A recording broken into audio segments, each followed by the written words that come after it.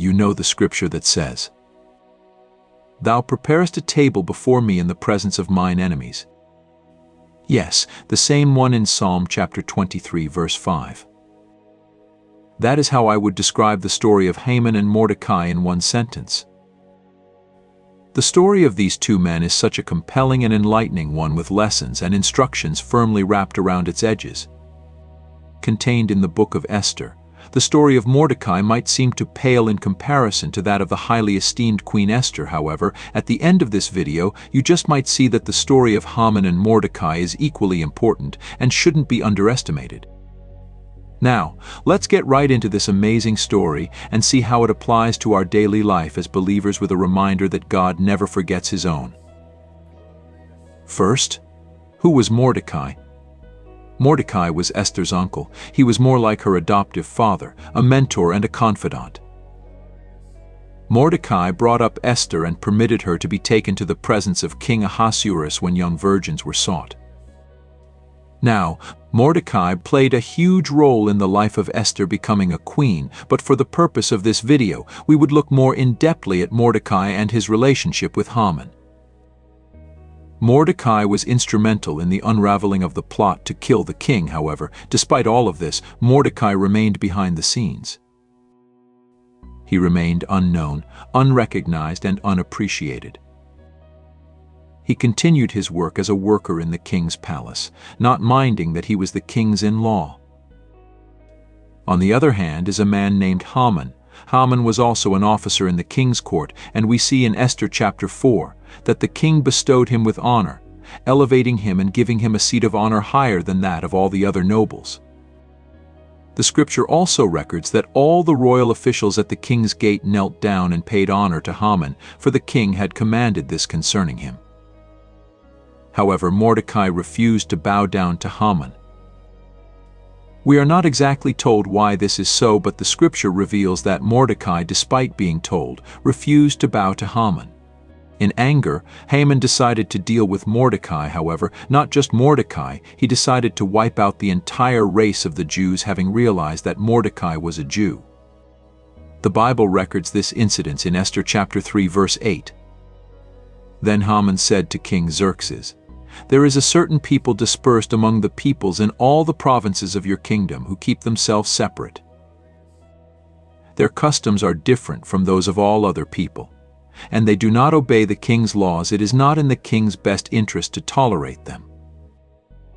If it pleases the king, let a decree be issued to destroy them, and I will give 10,000 talents of silver to the king's administrators for the royal treasury." So the king took his signet ring from his finger and gave it to Haman son of Hammedatha, the Agagite, the enemy of the Jews. "Keep the money," the king said to Haman, "and do with the people as you please." This scripture beautifully captures the plan and thoughts of Haman towards the Jews. The desire and thirst to kill a people in order to make a man pay for his refusal to bow before him. What Haman, however, was unaware of is the fact that Mordecai is Queen Esther's uncle and that Esther is a Jew. Mordecai got wind of Haman's plans to destroy the Jews and told Esther, the queen. Esther then called a feast of the king and Haman for 2 days. On the second day, as they were drinking wine, the king said again to Esther, "What is your petition, Queen Esther? It shall be granted you. And what is your request? Even to the half of my kingdom, it shall be fulfilled." Then Queen Esther answered, "If I have won your favor, O king, and if it pleases the king, let my life be given me, that is my petition, and the lives of my people, that is my request. For we have been sold, I and my people, to be destroyed, to be killed, and to be annihilated. If we had been sold merely as slaves, men and women, I would have held my peace, but no enemy can compensate for this damage to the king." Then King Ahasuerus said to Queen Esther, "Who is he and where is he who has presumed to do this?" Esther said, "A foe and enemy, this wicked Haman." Then Haman was terrified before the king and the queen. One thing I love about this part of the story is how totally unexpected this was. At this point, Haman had gone home to brag to his wife that the queen ordered for a royal banquet for just himself and the king. His wife was just as excited as he was. That's not all. He had prepared the gallows upon which he would have Mordecai killed. Now, the story gets more interesting here when Haman realizes his undoing as Esther points him out to the king. He jumps on the couch in an attempt to plead with the queen, who is possibly the only one who can appeal to the king. It is interesting that he assumes she has the power to give him his life, and even more shocking that he would imagine she would have the inclination to save him. Haman throws himself at her feet and pleads for his life. The king returns and things get dicey. He misinterprets Haman's falling on the couch as sexual assault, and Haman's fate is sealed. The king is filled with rage, but needed a little help too on what to do. Then Harbona, one of the eunuchs in attendance on the king, said, "Look, the very gallows that Haman has prepared for Mordecai, whose word saved the king, stands at Haman's house, 50 cubits high." And the king said, "Hang him on that." You know, it's ironical that at the end of the day, Haman is convicted and killed, not for something he is guilty of, not for the many wrongs he had done, but for something he did not do. He isn't killed for ordering genocide, but for supposedly assaulting the queen. Unsurprisingly, no one bothers to correct the king when he misreads the situation. Instead, Haman is sentenced and killed, and the anger of the king abated. Now, whilst the whole drama with Haman happened in Esther chapter 7, something happened in Esther chapter 6.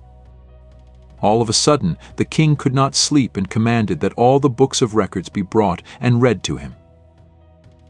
Now, whilst the book of records was being read, the king heard of the valiant thing the man named Mordecai has done and asked if he had been rewarded for his good deeds.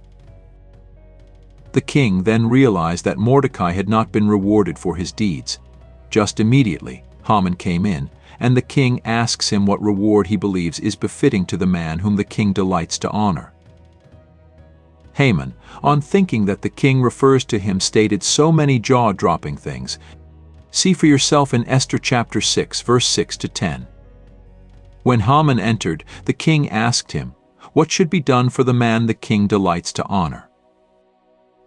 Now Haman thought to himself, "Who is there that the king would rather honor than me?" So he answered the king, "For the man the king delights to honor. Have them bring a royal robe the king has worn and a horse the king has ridden, one with a royal crest placed on its head. Then let the robe and horse be entrusted to one of the king's most noble princes. Let them robe the man the king delights to honor, and lead him on the horse through the city streets, proclaiming before him, 'This is what is done for the man the king delights to honor.' Go at once," the king commanded Haman. "Get the robe and the horse and do just as you have suggested for Mordecai the Jew, who sits at the king's gate. Do not neglect anything you have recommended." So Haman got the robe and the horse. He robed Mordecai and led him on horseback through the city streets, proclaiming before him, "This is what is done for the man the king delights to honor." At the end of the day, Haman beautifies Mordecai with everything that he always desires for himself, while he got everything that he always wished for Mordecai. Such a twist, such an interesting twist. The story of these two men emphasizes certain important lessons for wise to learn as believers. What are they? 1. You reap what you sow. As cliché as this sounds, this is as true as it gets. You can't sow bitterness and expect to reap love. You can't sow distress and turmoil and expect to reap peace. Haman thought his plan was perfect. He was excited for what was to happen. Little did he know that the pit he dug for someone else would eventually be the medium for his execution. Dear believer, whether you're sowing good or bad now, be rest assured, God never forgets. 2. Even when you don't see it, God is working. What do you think woke the king up and troubled him all of a sudden?